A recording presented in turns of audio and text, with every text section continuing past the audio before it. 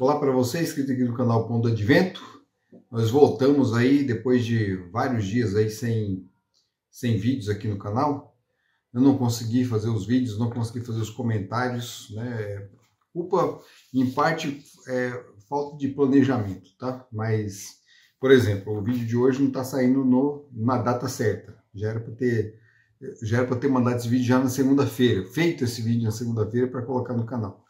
Então, estou falando agora, né, quando quem for ver, na verdade, talvez veja depois de ter comentado a lição na igreja.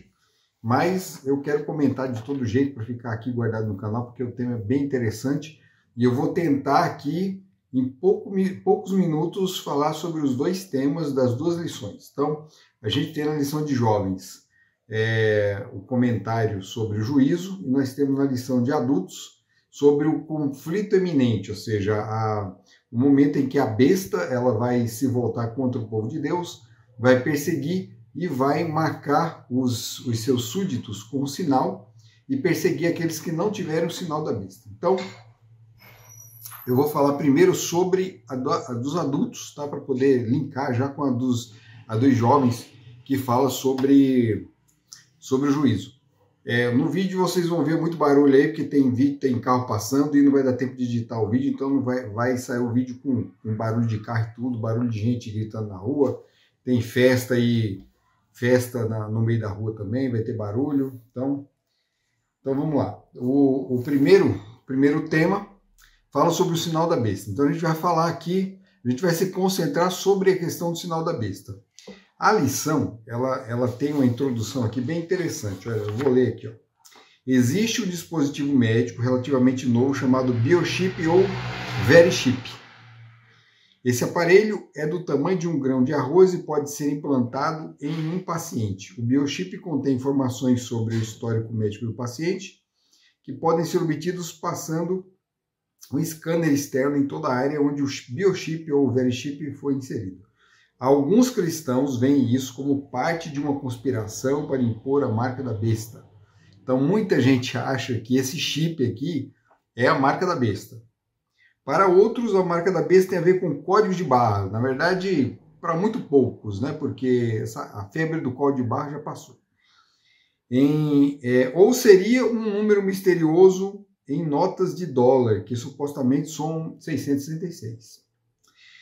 Para alguns, tem a ver com a ordem maçônica, os Illuminati, helicópteros negros da ONU e as Nações Unidas. Aí tem gente que coloca extraterrestre no meio do assunto.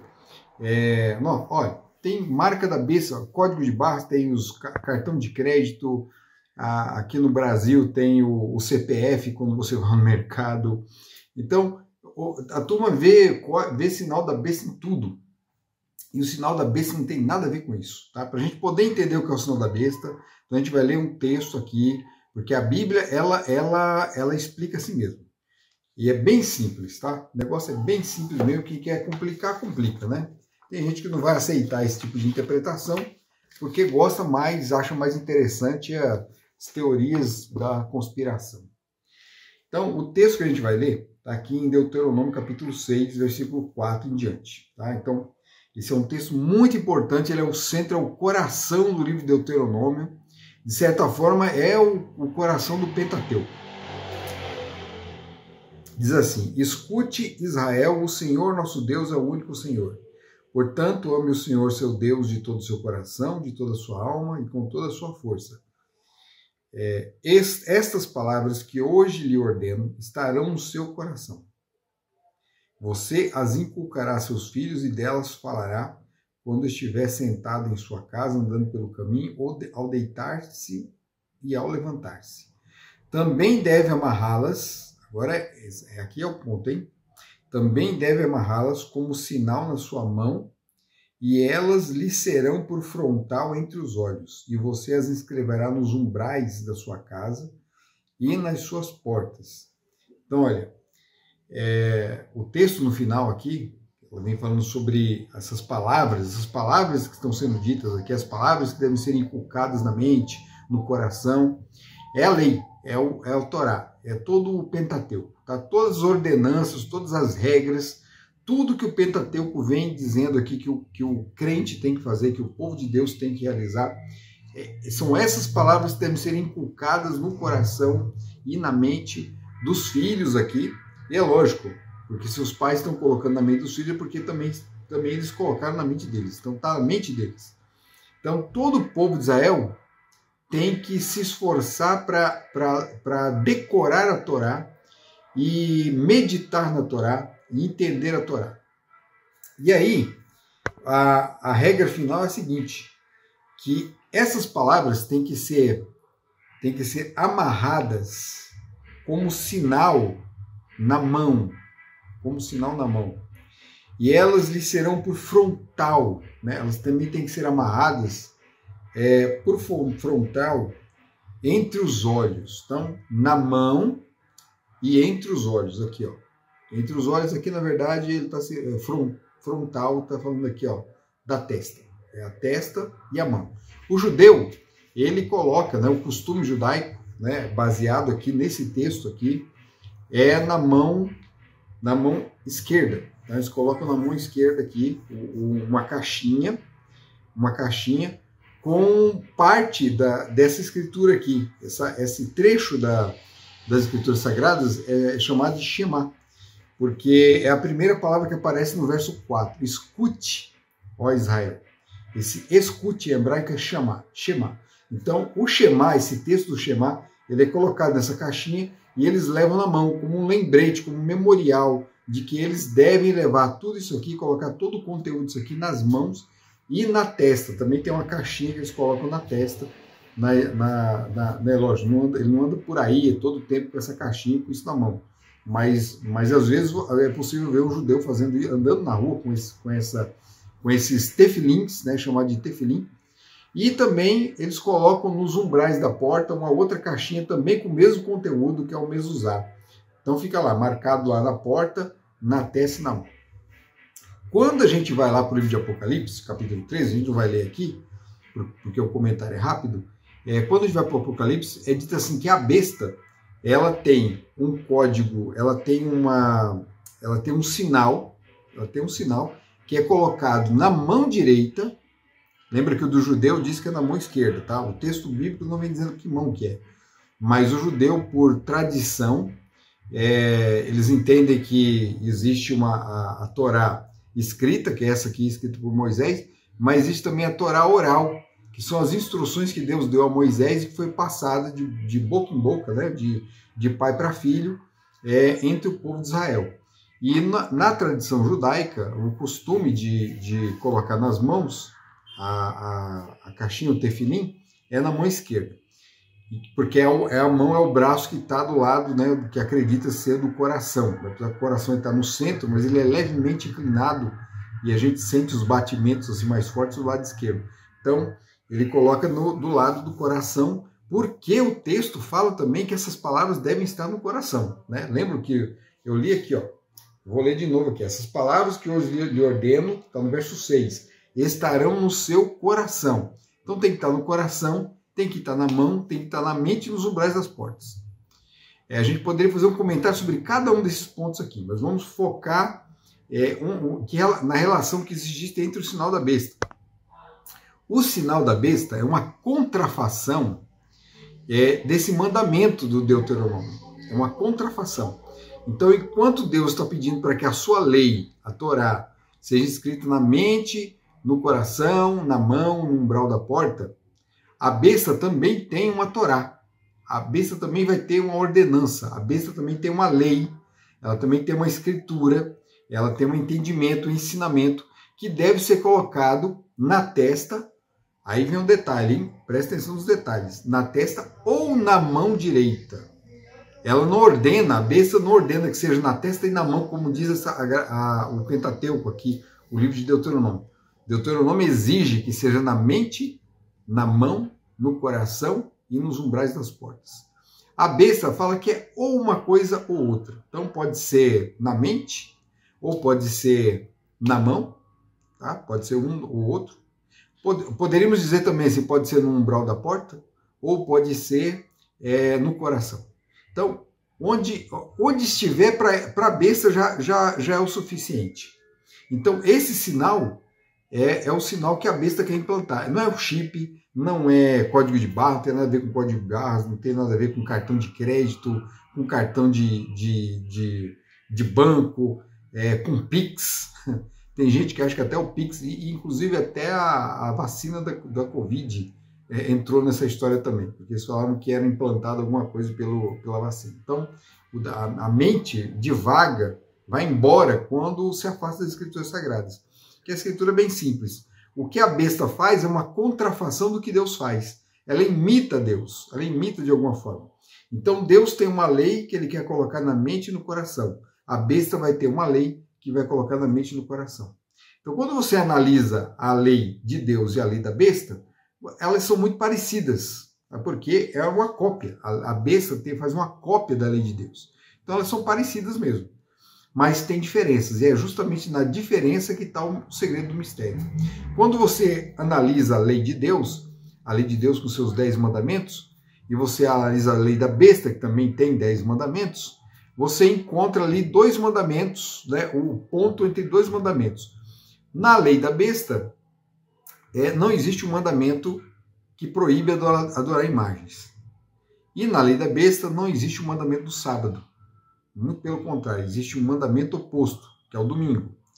E quando a gente estuda a Bíblia também pormenorizadamente, a gente vê que o sábado ele é o sinal da aliança. Olha só o nome, hein? Sinal da aliança. E Ezequiel vai dizer assim que ele é o sinal de Deus, né? Para fazer distinção entre o mundo, entre os pagãos e o povo escolhido de Deus. Então, o sinal de Deus que faz distinção entre o seu povo e o mundo é o sábado. Então, o mistério está resolvido. A besta também tem uma lei e o mandamento que é o sinal da besta é o contrário daquele mandamento que é o sinal de Deus, que tem que ser colocado na testa e na mão. É o domingo. Então, nós temos o sábado como sinal de Deus e o sinal da besta é o domingo. Bom, está resolvido. Esse é o segredo. Esse é o segredo. Não tem mistério, é muito fácil, tá, de resolver a questão. Tá tudo na Bíblia, é só seguir a Bíblia, tá? E o juízo, onde entra nisso aí? Então, a lição dos jovens vai falar sobre o juízo. Então, eu trouxe aqui um resumo, eu tenho aqui um resumo pronto aqui já. Eu gosto de pregar sobre esse tema usando esse esqueminha aqui. Num outro vídeo eu posso falar com mais detalhes, tá? Mas o juízo, ele acontece em 7 fases. A lição, ela fala de forma assim geral, ela cita alguma dessas fases aqui, as fases que seriam as mais relevantes aqui para o nosso tempo, né? Que nós vivemos, inclusive, que vamos viver em breve.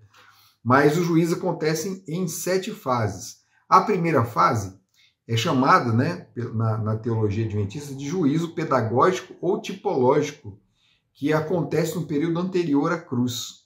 Então a gente encontra, por exemplo, isso lá em Êxodo, capítulo 6, verso 6. São mini julgamentos. Então você vai encontrar mini julgamentos em várias partes da Bíblia. Por exemplo, quando Deus julga Sodoma e Gomorra, é um mini julgamento.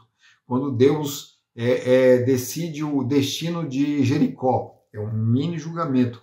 Quando Deus decide o destino do povo de Israel mesmo lá no deserto, Deus, por exemplo, proibiu eles de entrarem em Canaã. É um mini juízo. Tudo isso são juízos. As sentenças, né, as penalidades que foram executadas ali também com o povo de Deus, mini juízos. Assim também como as bênçãos, porque o juízo não é só para penalidade. O juízo é para as bênçãos. Né? O juízo vai avaliar a situação do candidato ao céu para ver se ele é digno das bênçãos. É lógico que essa dignidade não vem dele, é uma dignidade que lhe é imputada. Ele tem que aceitar. Então é isso, ó. Mini julgamentos, né? Juízo pedagógico. São juízos que vão ensinar o povo sobre o juízo final. Então são miniaturas do juízo para que as pessoas possam entender como será o juízo final. Por exemplo, a gente fala do inferno que queima, que as pessoas vão ficar sofrendo a vida toda lá. Quando você analisa os mini julgamentos, aí você resolve essa questão também. Por exemplo, o fogo que caiu sobre Sodoma e Gomorra é chamado de fogo eterno. Mas ele parou de queimar. Ele é fogo eterno, mas acabou. Ele não queima mais. Sodoma já foi destruída. Sumiu. Não existe mais Sodoma nem sodomitas. Acabou-se Sodoma. O fogo eterno eliminou tudo. Ele é eterno porque os seus efeitos são eternos. Então, o fogo também do juízo final, ele é o mesmo fogo de Sodoma e Gomorra. Ele também não é eterno no sentido de que vai queimar para sempre, as pessoas vão ficar sofrendo para sempre. Porque se fosse isso, então existe vida eterna para o justo e existe vida eterna para o ímpio. Mas o ímpio não tem vida eterna. Somente os justos terão vida, somente eles vão ser transformados e receberão um corpo com vida eterna. O ímpio não. Pelo contrário, é dito que o ímpio vai sofrer a morte eterna. Tá? Morte eterna, não vida eterna. Segundo juízo, julgamento central e cósmico na cruz. Então o juízo, ele se consuma ali na cruz. A cruz é o momento em que Deus julga o mundo. Né? Ele é o grande argumento. A cruz funciona como argumento do juízo. Ele é que vai dar todo o aparato legal ali para poder condenar ou absolver alguém. Então, todos aqueles que recorrem à cruz, eles serão salvos. Como nós temos um grande exemplo na própria cruz, ali do lado da cruz. O ladrão estava do lado de Jesus e falou assim, ó, lembra-te de mim quando voltares, né, quando vieres com o teu reino. E Jesus fala, em verdade te digo hoje, estarás comigo no paraíso. Pronto, ali foi feito o juízo. Naquele momento, o rapaz se converteu, pediu perdão, aquilo foi um pedido de perdão, né? Aquele clamor por lembrar dele no dia do juízo era um pedido de perdão. E aí Deus vai e perdoa e promete para ele a recompensa eterna.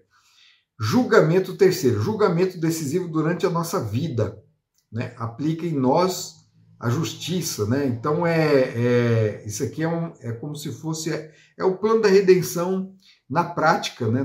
No dia a dia. Paulo fala assim que o justo viverá pela fé. Isso é juízo. Isso é juízo. Quando a gente pede o Espírito vai, olha só as etapas do processo de salvação do Espírito. O Espírito vem para nos convencer da verdade, da justiça e do juízo. Então, o trabalho do Espírito Santo é nos julgar também. Ele nos convence do juízo. Esse convencimento do juízo é nos colocar dentro dessa realidade de juízo que acontece em várias etapas. Tem o juízo que acontece, o juízo investigativo, que acontece numa determinada data, que a gente vai falar já já, e tem o juízo antes dessa data. Porque antes disso aí o povo já estava sendo avaliado já. Era uma avaliação diferente. Não havia o juízo investigativo, ele entra em outros detalhes. Tá? O quarto, juízo afirmativo ou investigativo, que é aquele que acontece quando termina o período profético que foi apontado lá, que foi dado a Daniel de 2300 tardes e manhãs. Então, quando o povo,